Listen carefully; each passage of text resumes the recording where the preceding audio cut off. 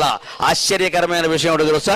మన చేతులు మనం చూసుకోవాలి, మన అరచేతులు మనం చూసుకోవాలి, ఎవరిని చూడక్కల. మన అరచేతులు ఏముంది? అరచేతుల్లో శీతాకాలం పొప్పర్లు ఉంటాయి, వేసవకాలం చెమట ఉంటుంది, ఏముండదు ఇక్కడ. శీతాకాలం ఏమో తెల్లగా పొప్పర్లు వచ్చి ఉంటాయి, వేసవకాలం చెమట ఉంటుంది. మరి ఏమిటి అరచేతుల్లో ఉండేది అంటే దానికి ఒక శ్లోకం చెప్పారు. కరాగ్రే వసతే లక్ష్మీ, కరమధ్యే సరస్వతి, కరమూలే స్థితా గౌరీ, ప్రభాతే కరదర్శనం. పొద్దున్నే నీ చెయ్యి నువ్వు చూసుకోవయా, సరిపోతుంది, ఇంకెవరిని ఎక్కాల. ఎందుకన్నారు? కరాగ్రే వసతే లక్ష్మీ.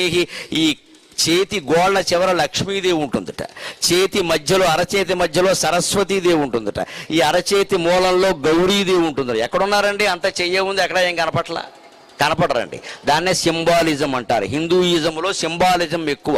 పురాణాల్లో ఏం చెప్పినా ప్రతీకాత్మకంగా చెబుతారు, ఇండైరెక్ట్గా పరోక్షంగా చెబుతారు. మనం కాస్త విశ్లేషించుకోవాలి. చేతి చివరి గోడు లక్ష్మీదేవి ఉంటుంది అనుకుని మనం అక్కడ పసుపు కుంకుమ రాసేసి కూర్చోకూడదు. అక్కడ ఆవిడకు చీరగా